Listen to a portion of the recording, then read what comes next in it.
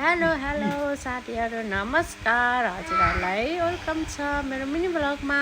आज चाहिँ हामी नयाँ वर्षमा चाहिँ हामी घुमघाम गर्न हामी सबैजना दिदीबहिनीहरू मिलेर हामी चट्ट लागेर रेडी भएर बुलबुलेतिर लाग्यौँ साथीहरू। गफ लगाउँदै अनि त्यसपछि सर सर सर सर गयौँ। फुलहरू पनि फुलिरहेको रहेछ अनि मैले नानी हिँडेको पनि भिडियो पनि गराएँ साथीहरू। अनि मेरो बाबु चाहिँ दिदीले बोकिदिनु भएको थियो, हामी बुढाबुढीलाई धौ भएर। अनि पछि मेरो छोरा चाहिँ अहिले चाहिँ हिँड्ने गर्ने आफै हिँड्ने रे, हामीले नसमाउने गरे। अनि टक्क आफ्नो दिदीले समायो, फेरि समाएको समय आफ्नो दिदी फेरि डराएको दुई भाइ मिलेर हिँड्नुभयो। मेरो छोराछोरीहरू चट्ट लाएर हामी जान लाग्यौँ। आज नयाँ वर्ष हुन भएको कारणले गर्दाखेरि यस्तो भिडभाड थियो कि आज बुलबुलेमा हामी चट्ट लाएर तल गयौँ। अनि त्यसपछि टिकट काट्नेतिर लाग्यौँ। मेरो पारा हेर्नु न, जहाँ गयो भने नानीलाई दुध खुवाउनै पर्यो साथीहरू। के गर्नु, हामी चट चट चट चट चट चट लाएर हामी प्रवेश गऱ्यौँ बुलबुलेमा। अनि त्यसपछि आज यति भिड थियो कि मान्छेहरू, आमा यस्तो थियो कि यस्तो भिड कहिल्यै देखेको थिइनँ मैले यस्तो त। तर हामी चाहिँ सर्ट लागेर गयौँ, रमाइलो पनि भयो। हेर्नु न, यसो गाडी पार्किङ गर्ने पनि ठाउँ थिएन हौ साथीहरू। हाम्रो गाडी नगएर ठिकै भएछ त्यो दिन चाहिँ। हाम्रो चाहिँ गाडी पनि थिएन, पार्किङ गर्ने ठाउँ पनि थिएन। अस्ति चट्ट लाएर फेरि अर्को गेटमा गयौँ हामी। राजेश दाइलाई पनि हेऱ्यौँ, हामीले यस्तो गरेर बस्नु भएको थियो। अनि त्यसपछि सर्ट भिडियो गराउँदै गयौँ। अरे हाम्रो बुलबुले यति राम्रो छ कि यो सुर्खेतको बुलबुले साथीहरू यति राम्रो छ। चट्ट लाएर हेर्नु न हो, हजुरहरू पनि आउनु होला, यसो घुम्दिनु होला हाम्रो सुर्खेत बुलबुले ताल। सुर्खेत बुलबुले ताल नाचौला झ्याउरेको तालैमा भन्ने गीत हो। यहाँ गीतमा यही बुलबुले आएर नाच्नु होला। एकदम जोस जागरको कारण जोस जागर निकालेर साथीहरू। मेरो मिनी भ्लग फेरि यस्तो हुन्छ, मलाई खासै बोल्न पनि आउँदैन साथीहरू। जे जति जानेको थियो त्यो मैले बोलिदिएँ है साथीहरू। अनि यहाँ दिदीहरूले पनि भिडियो गराउनु भएको थियो, हाई भन्नुभयो, मैले high high high high high गरिदिएँ साथीहरू। कस्तो रमाइलो भयो आज चाहिँ। नयाँ वर्ष जे होस् हाम्रो रमाइलो गरेर गयो।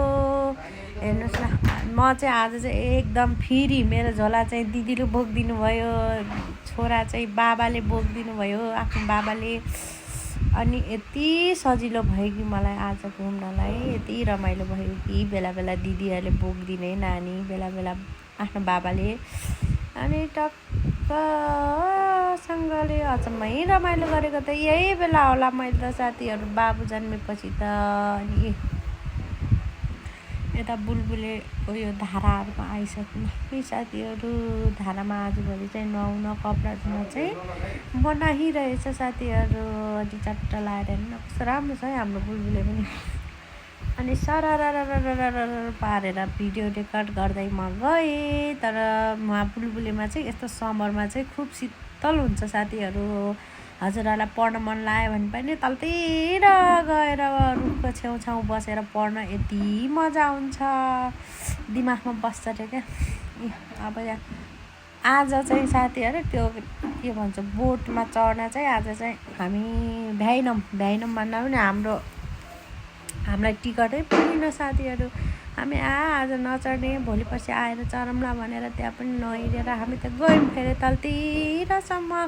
तलतिरै गयौँ, हेर्दै। अनि यहाँ मान्छेहरू हेर्नु न कति धेरै बुलबुलेमा आउनु भएको।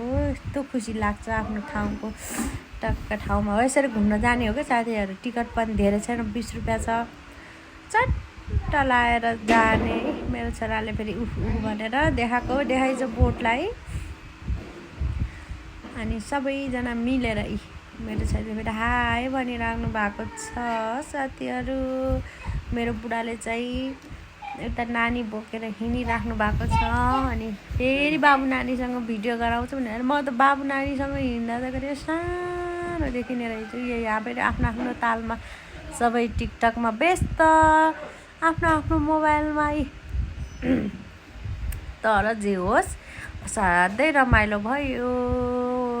कति रमाइलो फेरि हिँडेको भिडियो गराइदिनु न भने फेरि टुई टुई टुई टुई पारेर हिँडे मेरो छोराले फेरि कहाँ जाने आफूले भनेको ठाउँमा जाप भनेर हैरान गर्नुभयो। अनि मैले त्यस्तै छोडिदिएँ बाबुलाई। पुटुङ पुटुङ पुटुङ पुटुङ हिँड्नु भाइ। अनि पछि घरतिर आउन लाग्यौँ है हामी साथीहरू।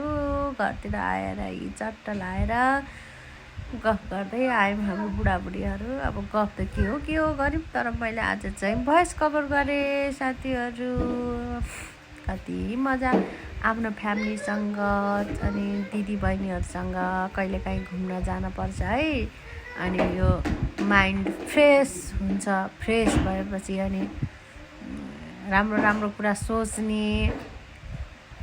टक्क लाएर फेरि नानीले फेरि भाइलाई बोक्छु भनेर बोकेर टुई टुई टुई टुई हिँड्यो फेरि। यस्तो छ कि फेरि यता हामी त घरतिर लाग्यौँ है त साथीहरू। मेरो बाबु चाहिँ नसमाउने अरे कि कसैले नसमाउने अरे आफै हिँड्ने अरे। यस्तो छ हालत। छोराछोरी जन्माएपछि सजिलो हुने रहेछ कि गाह्रो हुने रहेछ केटाकेटी हिँड्दाखेरि सजिलो।